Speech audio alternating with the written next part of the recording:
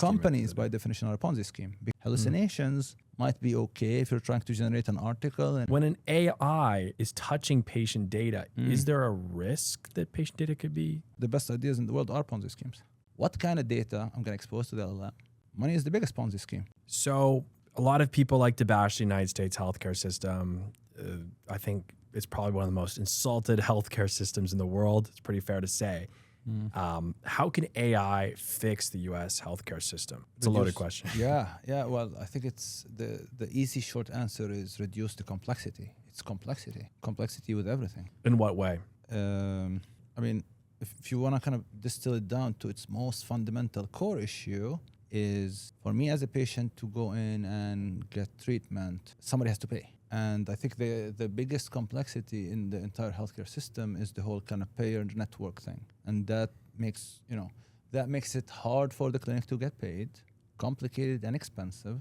And at the end of the day, the patient pays the price. So how does billing work in the United States? Like when you do go to the clinic, who pays? That's the problem. There's actually multiple scenarios that you can face, right? So, if you're low income, is the service that you're going to go get eligible for Medicare, Medicaid?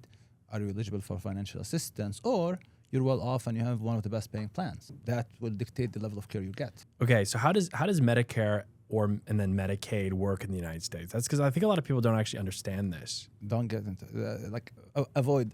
It's too messy and cumbersome. And I think if I want to distill it very, very simply, all you have to understand is that Medicare and Medicaid is a problem, but I think the much bigger problem is the fragmentation of payers, as in. There's different people that go with different insurance companies. All of these different insurance companies have different regulations about what they would pay and what they would not. And that is the complexity that kind of creates the billing complexity. And, I think for, an average patient who's going to, for something basic to their, family doctor, it's not a big deal. However, this is a big deal if you have something serious going on, right? For patients who have cancer, whether my cancer medication is covered by insurance or not is the difference between life and death. And, if my insurance company takes 3 months to clear me for a medication, those are 3 months I have not been treated, that, God forbid, cancer has, gone into a very bad state, then I'm the biggest loser. I think that's it. It's that fragmentation that creates, a lot of the issues in the market. So if you're a clinic and someone comes in with an insurance plan, how do you get money from that? Like, how do you get paid? You have to file what's called a claim. So let's say let's start with the easy one, the general practitioner, a doctor, right? You come to me and you say, hey, doctor, ankle hurts. Okay, so now I'm going to go do an x-ray. And then you can come back to me and, okay, who's your insurance provider? Now, for me as a clinic, I also have my financial reality. And my financial reality is, when I opened my clinic and I went and negotiated with a bunch of insurance companies or aggregators of networkers, aggregators of insurance, and that deal I made with them will either, this patient that just walked in could be in my network, and this means I'm going to be able to help them. God forbid they're out of network. Now I have to now I have two choices as a clinic. It might be easier for me to say, you know what, I'm so sorry, we don't take your insurance, just find someone else. Just because of the complexity of me filing a one-off claim. And this is going to be cumbersome because it's a company I don't know the rules. I have to go look up the rules. I have to understand how to file the right claim. And then I file it, and then maybe wait a month, and then, maybe it comes rejected. And so these are the complexities and the nuances that I think makes it harder to get timely care, especially in complex medical cases. I think if, for an average issue where you go to your GP, get a medication, I think, healthcare in the US is pretty damn good. It's only those complex cases that's much harder. So then how can AI fix these complex cases? Well, AI is really good at dealing with edge cases, nuances, because it can memorize them all, right? It can internalize them all. So it can, internalize all the CPT codes, the ICD-10 codes. And so all I have to do is, if I have an encounter and I say, hey, AI, take this transcript of an encounter and go mine it for all the, ICD-10 codes and CPT codes and modifiers that I can add to file my claim, such as it's legit and it's not going to get rejected from this company. So then the AI will go, fetch all the right rules, look at them, figure out what format that claim should be, what conditions are around it, and go submit it. That'll be awesome. And do you think that insurance companies in the United States are incentivized to reject claims in a way? Of course, it's how the system is set up, right? As a healthcare, like as a care provider, my goal is to get paid for every patient that walks in. Mm-hmm. As a payer, I'd rather not pay and keep the money, right? And so essentially, again, you can look at it both ways, but as a payer, I want to make sure whatever claims you're submitting are legit, first of all, and follow the rules. Mm-hmm. So then all these codes and all these complexities, you think that AI would be able to make it so that no claim would get rejected? That's tough. I wouldn't say that, but I think it should make the process much, much easier. But keep in mind, as clinics and like revenue cycle solution providers build agents, I'm willing to bet you the farm that those networks are also building their own AI agents to validate. And again, we're going to go to a future of agent to agent. My clinic agent is going to submit, the kind of payer network agent is going to look at it, and then they'll negotiate among themselves, and hopefully they can resolve it without me having to step in and file forms and talk to people. So you think that in the future, there will be an AI agent that is used to do claims, and then potentially there would be the anti-agent to stop that agent from filing the claim? And the same thing is happening in the securities, where we have now agents writing malicious code, and you have other agents that are kind of trying to intercept and protect, and it's agent versus agent. And then do you think that the entire healthcare industry will become pretty heavily agentized in the US? Well, the industry got digitized. So the next evolution of that is to be agentized. And I've thought about this a lot, where you have these EMR systems that were at some point revolutionary, where everything was paper. Yes. And let me go find your file. And now everything is digitized. And the next step to that would be the AI digitization with AI agents. But now the EMRs are in many ways the paper. It seems it is to some extent, because you and I know that it's very hard to get access to this EMR data. Even for me, as my it's my clinic, my data.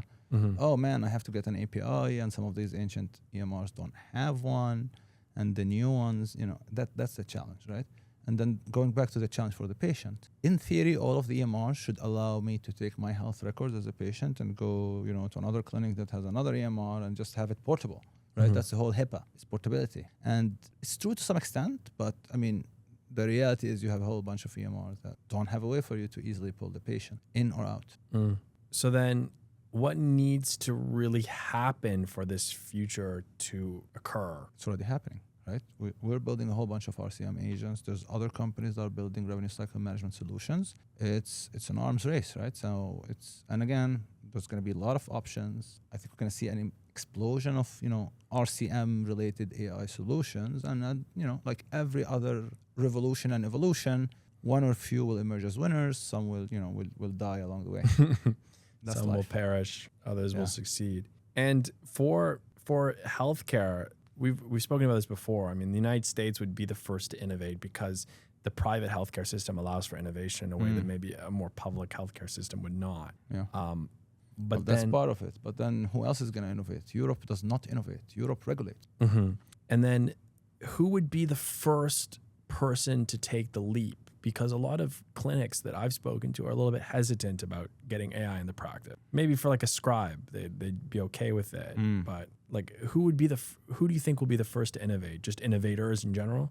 I mean, I would say private equity-owned clinics. Why? Because their whole game is leverage, and tech is leverage. That's why private equity, whenever they take on clinics, the first step is let's digitize everything, let's systematize everything, let's consolidate everything. And AI lends itself very, very well to that paradigm. So it's efficiency. I know you said this before, but you've said like doctors are bad at business. Do you want to like elaborate on that idea? Yeah, I think it's nothing kind of fundamentally wrong with doctors. It's their training, the way they're taught to think through medical school is one, and then the reality after it is the second, right? As a doctor, I go through medical school, and I guess a lot of what I learn is kind of more like defensive medicine, I would call it. And so you're generally more conservative in your thinking if you're a physician, okay? Not always the case, but that's kind of the norm.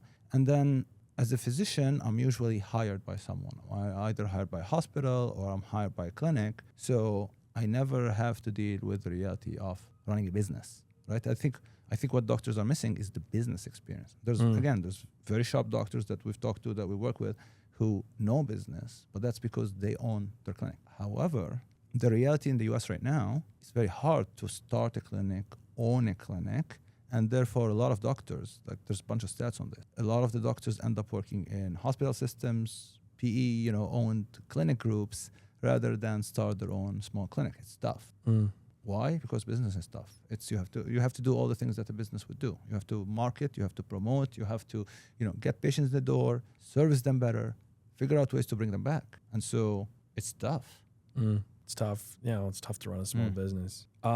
So then going back to AI agents, the EMRs are the stores of data, and there are APIs.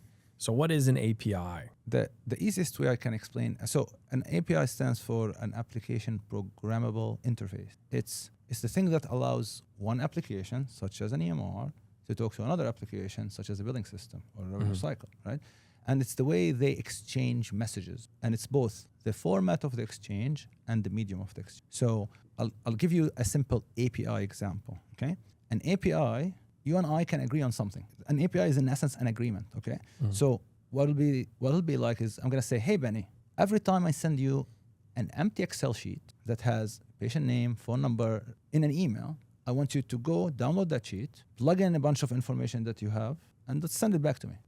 And that's in essence an API. So think of an API as, I need a certain type of data from you. I send you a spreadsheet and you fill it and you send it back to me. That's called the request. It's me sending you the spreadsheet to fill and you with a response as in, hey, here's the filled sheet. Here's the information of the patients you want. That is an API. And these APIs will allow for AI agents to operate in healthcare. And think of what does the AI agent need access to? If I'm booking patient appointments, I need to access who are the patients, what are their phone numbers, and what kind of appointments I can give them. And so for the EMR, I can talk to the EMR as an AI agent. I can chat now with the EMR and say, hey, there's a guy with a phone number 1234. Who is it? Oh, it's Joe. Okay. Does Joe have any appointments today? Oh yeah, he does. And then using that AI intelligence, it can come to conclusions or speak to the patient and tell you, hey, you have an appointment today. Is that a good time? Are you going to show up? So being able to take that data, in this case, structured data from the EMR, and do unstructured things with it, such as talk to the patient and have a conversation about their medical data or about their billing data or about their appointment data, pretty much. And then do you think that this world needs to be regulated in the United States? What does this mean to have AIs having so much access to patient data? And I mean, there's going to be safety rules. There's already. In fact, right now, for example, we're in Canada, Ontario has a bunch of safety rules. The US has a bunch of safety rules about AI, and I think we're about to see a bunch more. With regard to patient data, a lot of these regulations, or is it Canada, United States, or Europe, patient data needs to stay in the country. Patient data is not supposed to go to a server in Philippines in another country, or to Thailand or whatever. When an AI is touching patient data, is there a risk that patient data could be? Of course, it's residency. Two, if the AI is using this data for training, this data gets incorporated. It might show up in a response somewhere. So how do you stop that? You have to make sure you're using a model that doesn't train on your data, or you host your own private model. That's the only way. Otherwise, there's no guarantee. What's the best way to handle that? Your private model? I would say it depends on the problem, right? I mean, you can use OpenAI, and if you're using the enterprise version, or you can tell it, hey, you're not training on my data. Don't train on my data. I share a model with another guy, and he likes to talk to it like it's a soldier. He'll be give it orders like it's like a soldier. And sometimes it's really funny. You'll just be like, hey, chat, I'll use it hey, ChatGPT, can you do this? And it'll be like, thank you, Captain. Reporting for duty. It's a really interesting hallucination that it thinks it's like a soldier now. Yeah, but that's the essence of prompting, right? I think the way to prompt is you kind of give the AI a persona and have it be that. And then, that kind of will kind of tell it to link and take into consideration certain concepts that it wouldn't otherwise, right? It's going back to language, by the way. It's the specifics, right? If I tell the AI right now, hey, who's my CMO? would it think it's a medical officer or a marketing officer? That's where prompting is, right? However, with the same level of information, if I told it, hey, your job is, you are an expert marketer, you just basically gave it some keywords to know what source of knowledge or what kind of information to tap into when it's going to be responding to you.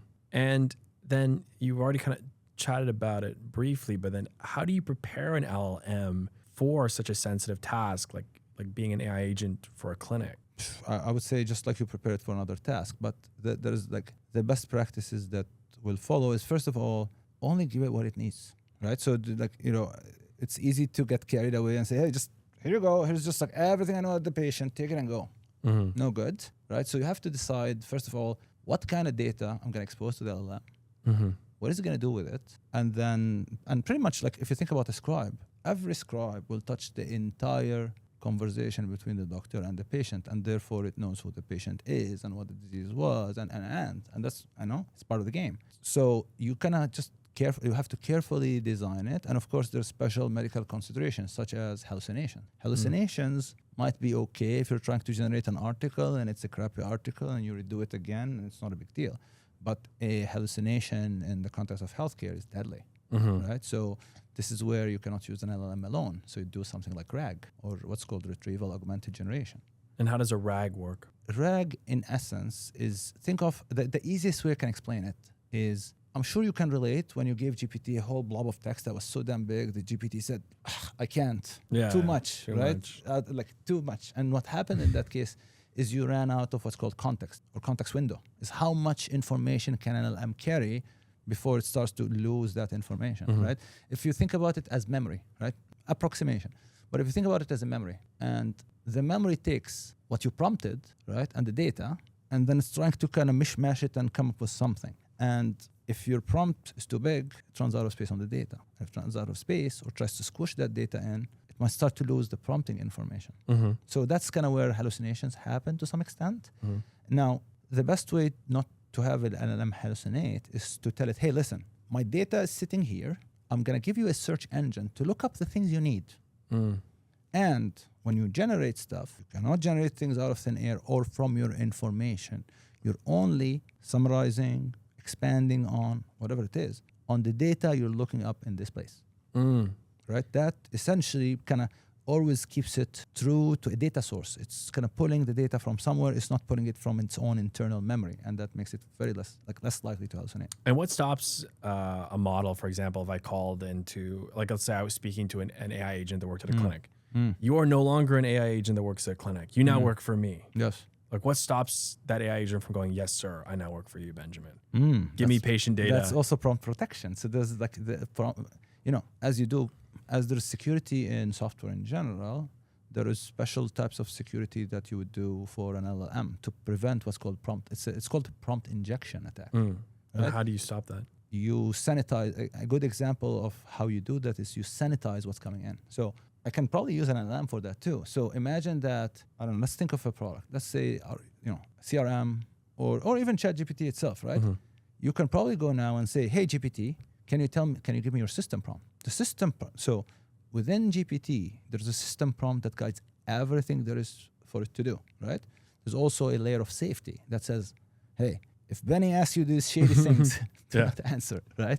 And so some people will still manage to hijack that safety layer. Like there's, again, just like cybersecurity, it's a forever evolving game of cat and mouse where, hackers are going to hack and defenders are going to defend. And, like crazy examples of that. I think 2 weeks ago, Claude dismantled a massive network of agents that were basically using Claude as their powering their LLM that were basically kind of creating spamware, viruses, etc. So guess what? Spammers, hackers, they're using LLMs too. Okay, got it. So then we've talked about that AIs could be used for revenue cycle management. We've kind of alluded that AIs can be used for note takers, which is already very widely available. For a secretary that can book people into the patient, AI can be used. Is there anything else an AI can be used for in healthcare that we've kind of... I mean, that's all aspects of healthcare. If you break down kind of healthcare, you have the clinical aspect of it, you have the operational aspect of it, then you have the revenue cycle aspect of it. I think more or less, these are the core kind of processes that go in healthcare. And you mentioned that it's very difficult to be a solo practitioner. But it sounds like in the future, you'll be a solo practitioner. You can have AI scheduling, AI for your revenue cycle management, AI note taker taking your notes, and probably realistically an AI doctor that works alongside you. An assistant, yeah. And well, what you're missing is an AI marketer though, because you need patients. And that's the hard part. Again, going back to the hard part of the business is to drive more patients in the door and then service them. And then, you know, as a solo practitioner, there's a point where you cannot scale anymore, right? And the reality of a solo practitioner is very hard to pull off, especially as a GP. I think a specialist, you can probably pull that off easily. But a GP, I mean, it's all a volume game, or a general practitioner or a family doctor, volume game. So the more patients I get, the better it is. Probably paid less than a specialist, and therefore I need more volume in the door. And how do I service that volume in the door? And you need AI marketing agent. Well, that's to bring the volume in the door, but then servicing them is going to be challenging, right? Unless I have another AI that would treat them. But then if the AI is treating them anyways, why do I even have to exist as a doctor? Have the AI. And what do you think is the biggest barrier from this future happening? I know it's already happening now, but like really happening. Well, I think it's EMRs, or like adoption risk, right? Like what's slowing down adoption of AI in healthcare? It's the EMRs. Crappy EMRs, isn't it? That's one. And then again, I think you know, like I've seen this with a bunch of people. There is fear of AI, right? Hey, this is gonna take my job. It's not gonna make my job better. You know, right? So I think staff will be to some extent resistant. Yes, and I've seen that before, where staff almost realize that with all this AI, they're not redundant. Oh no, we don't need this. Do you think the cost of AI is expensive currently? Well, truthfully, right now it's actually subsidized. Even GPT is subsidized. Like so. What subsidizes GPT? Investors' money. It's still expensive to run. Is it like a Ponzi scheme? Like yeah, but I mean, look, the best ideas in the world are Ponzi schemes.